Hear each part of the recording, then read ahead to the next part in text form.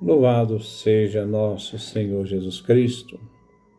Nós vamos dar continuidade à nossa leitura catequética, nosso 33º encontro do livro do Gênesis. Vamos trabalhar o capítulo 6, do versículo 3 a 8. Ouçamos a leitura. Javé disse: Meu sopro de vida não permanecerá para sempre no homem, pois ele é carne, e não viverá mais do que 120 anos. Nesse tempo, isto é, quando os filhos de Deus se uniram com as filhas dos homens e geraram filhos, os gigantes habitavam a terra. Esses foram os heróis famosos dos tempos antigos. Javé viu que a maldade do homem crescia na terra e que todo o projeto do coração humano era sempre mau. Então Javé se arrependeu de ter feito o homem sobre a terra, e seu coração ficou magoado.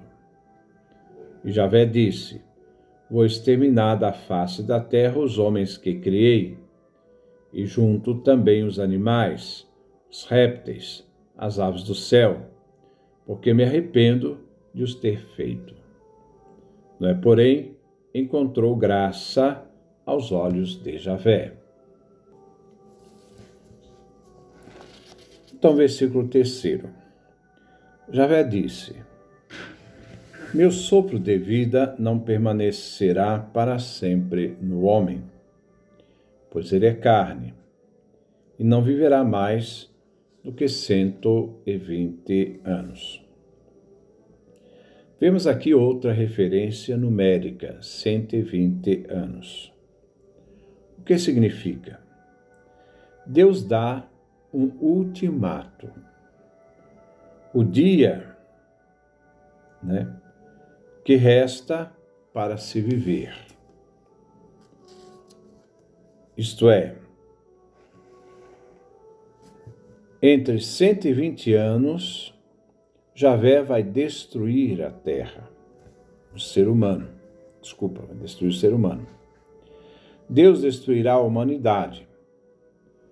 Não significa que Deus está limitando a vida, mas está limitando o tempo até a destruição do homem com o dilúvio. Os homens continuavam a viver regularmente entre 60, 70, 80 anos, no mundo realista. Os 120 anos não inclui os anos de vida, mas uma contagem regressiva para o dilúvio. A humanidade tem os últimos 120 anos antes, da sua destruição. Meu sopro de vida, de Javé, não permanecerá para sempre no homem. O meu espírito, sopro, não terá nada mais com o homem, porque o homem é somente carne, e seus dias serão 120 anos, isto é, o tempo até o dilúvio. Aqui informa que haverá uma cisão entre carne e espírito. É um decreto oficial de Javé. O Espírito de Deus se separa do homem, compreendido como imagem de Deus no homem. Como estes filhos dos potentes, filhos de Deus, que deveriam ser homens espirituais, se uniram com mulheres do povo. Não significa que os anjos se encarnaram e se uniram com seres humanos terrestres, mas estas são partes de outras histórias judaicas que não pertencem ao hebraísmo tradicional. Aqui temos uma questão, uma história puramente terrena, e não de anjos que se encarnam, porque a encarnação dos anjos não é contemplada no judaísmo ortodoxo tradicional. Tem uma passagem do Novo Testamento que diz que os homens serão como os anjos, isto é, não tomarão mulher, nem se casarão. Marcos capítulo 12, versículo 25. Os anjos não podem se casar, então os filhos de Deus não são anjos que descem sobre a terra, que se encarnaram e se casaram com mulheres do gênero humano. Versículo 4. Nesse tempo, isto é, quando os filhos de Deus se uniram com as filhas dos homens e geraram filhos, os gigantes habitavam a terra. Esses foram os heróis famosos dos tempos antigos. Quando os anjos se uniram às mulheres humanas e tiveram filhas,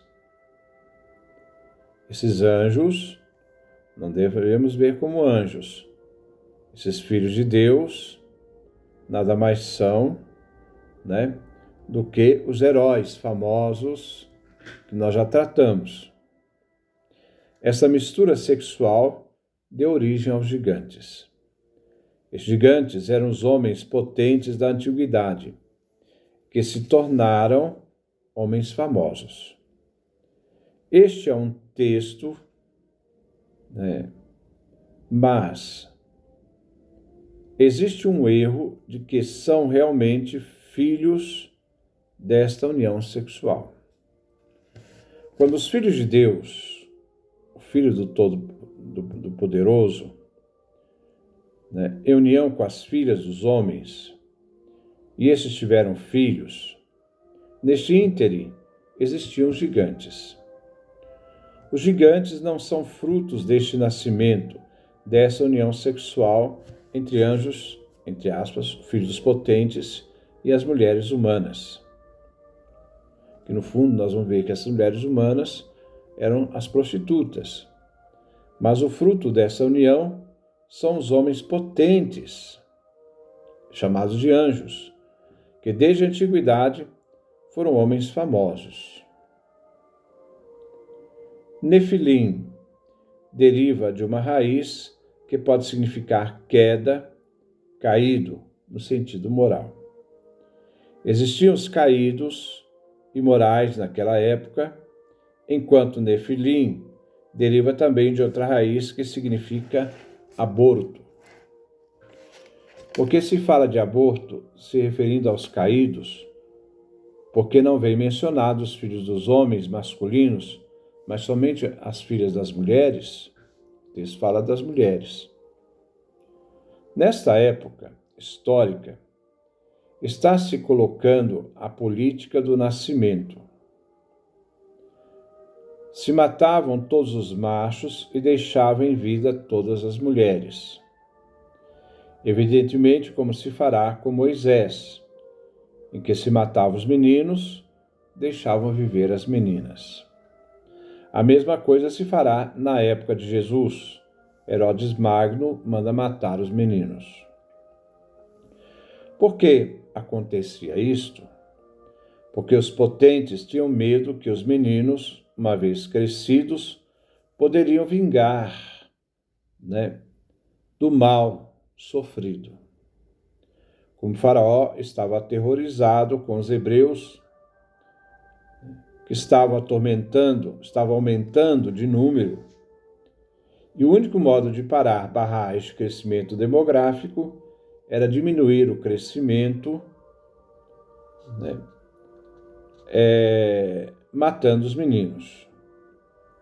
Nesta época, os homens potentes matavam os meninos, mas deixavam viver as meninas.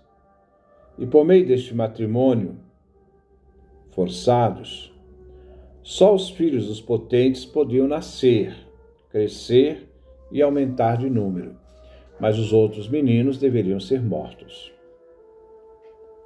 Vejamos como esses gigantes, Nefilim, que significa caídos, e que também significa aborto. A palavra para gigante era Anaquima, que encontramos no livro dos Números, onde os exploradores vão à terra de Canaã vendo os habitantes, e disseram que os habitantes dessa região eram filhos de Anak, da mesma raça de Nefilim. Jogo de palavra. Nefilim, filhos de Anak. Anak era um patriarca que significa gigante. Anakima, referindo que ele fosse um gigante propriamente, verdadeiramente. A palavra Nefilim pode ser associada então a Anak, mas de fato não significa gigante. Foi a Bíblia Septuaginta, a Bíblia grega, que traduziu Nefilim como gigantes. Porque na época da Septuaginta, havia a lenda de que antes do dilúvio os gigantes contribuíram a fazer cair moralmente a humanidade, como na literatura de Enoque, literatura apócrifa, mas que no tempo de Jesus era considerada uma literatura canônica. Então, foi considerado um arcanjo no ano 100 no concílio de Yâmnia, quando os judeus, então foi só considerado apócrifo no ano 100, o livro de Enoque, no concílio de Yâmnia, quando os judeus excluíram esse livro de Enoque da Escritura. Então havia esta lenda de que os gigantes contribuíram para a queda moral da humanidade. E o texto da Septuaginta fez uma leitura diferente da leitura judaica. A leitura judaica, apocalíptica, não se deve tomar literalmente aquilo que se diz, pois não é uma crônica. A Igreja Cristã do Oriente, Enoque vem incluído no cânon. Então existe a Igreja Cristã do Oriente, que considera o livro de Enoque como cânon inspirado para o Antigo Testamento. A Bíblia hebraica, a partir do ano 100 depois de Cristo, não considera o livro de Enoque não mais canônico. Mas a Igreja Ocidental não considera Enoque um livro canônico, mas um livro apócrifo. Então, os gigantes não são filhos nascidos com essas mulheres numa relação sexual. A união dos filhos que nascem dessa união, isto é, dos filhos dos potentes que nascem com a união com as mulheres, Kiborum, que desde a antiguidade foram chamados homens famosos. Então, Kiborim. Foram homens famosos, que não temos recordação. A fama não se deve ser entendida como entendemos hoje, mas se refere, então, a uma má fama. Os desejos dos homens de manter a fama viva era quase uma obsessão. E dessa obsessão de serem famosos é que sai o conceito de vida eterna, eternizar. O exemplo nós vamos encontrar na Torre de Babel. A obsessão do homem de se tornar famoso era a obsessão daquele homem de permanecer na memória do ser humano, após a sua morte, de geração em geração. Ora, Javé viu que a maldade, versículo 5, Javé viu que a maldade do homem crescia na terra e que todo o projeto do coração humano era sempre mau. Aqui vem incluído um conceito hebraico, em que o coração é a sede do pensamento É aquele órgão que vem, né, que aparece como a realidade que concebe os pensamentos, concebe os desejos, as maquinações. O coração deles, seus pensamentos, só concebiam coisas más. Quando o hebreu dizia que se devia amar a Deus com todo o seu coração, significa: amo a Deus com toda a minha mente. Este é o sentido. Embora nós hoje temos uma concepção semântica do coração, amar a Deus com todo o coração, que faz circular a vida do nosso corpo, né, que é também uma concepção do hebreu antigo. O fígado era a sede do intelecto. Os rins eram sedes do homem interior, da interioridade humana. Os órgãos do ser humano eram concebidos como um computador. Deus tomou conhecimento que a maldade chegou ao coração humano e que havia chegado, ao cume, a máxima realidade da maldade, e que o homem não iria se arrepender, porque o ser humano, cada dia, somente concebia o mal em seu coração, na sua mente, seus desejos maldosos. A palavra projeto deriva de yetzer, que significa instinto, inclinação. Então, o coração do homem não fazia senão conceber cotidianamente o instinto malvado. Isso quer dizer que a mente do homem estava contaminada, através da inclinação, um instinto mau. A Yetzer Hará, aquela que o destrói, é daquilo que dá origem ao mal. No homem, não tinha mais nem mesmo ações boas, porque a inclinação ao mal o tinha envolvido, sepultado o homem no mal. Não existia mais a boa inclinação no gênero humano. Diferente de Noé, o homem que foi encontrado justo, embora ele não fosse um santo, mas foi encontrado menos contaminado em relação aos outros. O ser humano não só concebia desejos malvados, eles eram maus, não só na ação, mas também no pensamento. A maldade cresceu tanto que mesmo se o homem, que com os fatos não faziam nada de mal, já era considerado mal por ter pensado, escogitado de fazer o mal. Quantas pessoas mataram outros só em pensamento? Desejaram mal aos outros só em pensamento. Tanto é que Jesus sublinha: vós ouvistes o que foi dito aos antigos, não cometam adultério, mas eu digo que as Escrituras também dizem. Que a Escritura também diz: não pensar, não desejar a mulher do teu próximo.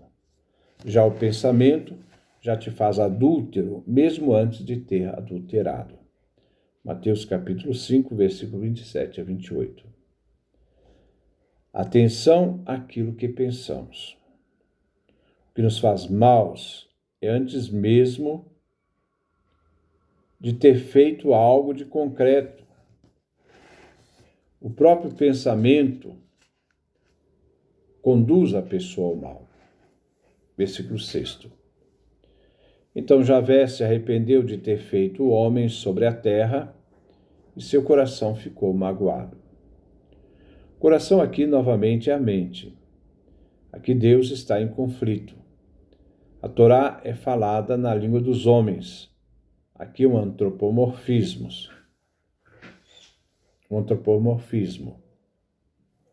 O O autor do livro quer nos referir, de um lado, o Deus entristecido. Deus é espírito, mas aqui se refere a um elemento humano para se falar de Deus. Versículo 7. E Javé disse: Vou exterminar da face da terra os homens que criei, e junto também os animais, os répteis e as aves do céu, porque me arrependo de os ter feito. E os peixes? Por que os peixes não são exterminados? Porque o dilúvio substancialmente não atingirá os que habitam na água. A morte de todos os animais foi envolvida necessariamente, porque somente pelo derramamento de sangue é que existe expiação, não os peixes. Para poupar a única família que viveria, Noé, existiu o elemento sacrificial de substituição. Os animais no lugar dos homens. Os animais são exterminados como sacrifícios para libertar Noé e sua família. É o sentido do sacrifício de animais. Mas como os homens não escutavam Noé, não pediram perdão, todas as mortes dos animais trouxe a salvação de Noé e sua família, onde ele e alguns animais permaneceram vivos, porque estavam na arca. Os animais, répteis, aves, serviram de expiação com o derramamento de sangue. Desses animais utilizados, do sangue expiatório, não se devia ser bebido nem comido o sangue. O que não se refere quando se trata dos peixes. Os peixes não eram utilizados para expiar os pecados, mas os queimavam sobre o altar. Os peixes não eram contemplados como animais sujeitos de expiação. Como vive na água, vive no estado de perene pureza. Noé não vem tirado antes da tribulação. Ele vive a tribulação, mas vem poupado do juízo. Um é o juízo, outra é a atribuição.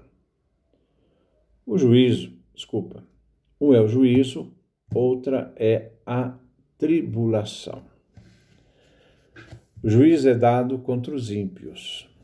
A tribulação é aquela consequência que os justos devem superar como prova, para se demonstrar justos aos olhos de Deus. Versículo 8. Noé, porém, encontrou graças aos olhos de Javé. Aqui termina a Parashat introdutória do Bereshit, do princípio. Deus criou céus e terra. Inicia agora no versículo 9 uma nova Parashat. A Parashat, de Noé. Então, Gênesis 1, Parashat Bereshit, o início, o princípio. Gênesis 6:8 é o fim da Parashat de Bereshit. No versículo Gênesis 6:9, inicia a nova sessão da Torá, da Parashat de Noé, dedicada a Noé, sua família e seus descendentes. Então, Gênesis, capítulo 6, versículo 1 a 8, é o motivo porque Deus enviou o dilúvio, onde não se tinha esperança de arrependimento de voltar atrás. De que o ser humano havia contaminado com seus pensamentos, havia contaminado a sua natureza, havia contaminado totalmente pelo mal, essa inclinação do mal, onde não havia mais nenhuma perspectiva do bem, nem mesmo em pensamento. Então, para isto, inicia a contagem regressiva para o dilúvio. E essa contagem regressiva, vai acontecer o dilúvio em 120 anos. É isso que o texto vai poder falar. E lembrar que muitas vezes aquela tradução que nós temos, né, que os filhos de Deus, não eram filhos de Deus, eram os filhos dos potentes, né, que começaram a selecionar a filha dos homens, suas filhas, que eram belas, as escolhem como esposas, aquelas que agradam. Mas nós vamos ver também que os homens vão ser eliminados, porque não é todos os homens que têm acesso, porque eles podem se revoltar e tomar o poder daqueles que são chamados filhos de Deus, filhos dos potentes, né? Não era filhos de Deus, né? Nem tampouco os gigantes. Diz assim: quando os filhos de Deus se uniram com as filhas dos homens e geraram filhos. Então quer dizer que não significa que os filhos de Deus, que no caso são filhos dos potentes, dos grandes, né, se uniram com as filhas dos homens, pegaram as mulheres, essas mulheres eram prostitutas, né, Nós vimos no início do capítulo 6 que elas eram prostitutas, né? Então, os filhos de Deus, os filhos dos potentes, se uniram com as filhas dos homens, geraram filhos, porque os únicos filhos que poderiam viver eram os filhos dos filhos de Deus, dos potentes, só eles podiam viver, os outros não podiam, porque podiam se revoltar e tirar o poder daqueles que eram grandes, né? Os gigantes habitavam sobre a terra, mas não quer dizer que eles geraram gigantes, né? Que não é o significado que nós temos, como nós vimos na nossa leitura, não significa isso, né? E esses foram os heróis famosos dos tempos antigos. E vimos então que esses gigantes não são filhos que nasceram dessa união com os potentes, os Quiborim, né, desde a antiguidade. E também, lembrar, só terminar agora, porque o tempo já está caminhando, que os animais morreram para poder ser o sacrifício para salvar a família de Noé e dos outros animais, né? Era uma questão de sacrifício de sangue, coisa que os peixes não eram sacrificados com sacrifício de sangue. Então, é mais ou menos esse texto que nós queríamos refletir no dia de hoje. Que Deus nos dê a sua graça, a sua bênção, a sua face resplandeça sobre nós.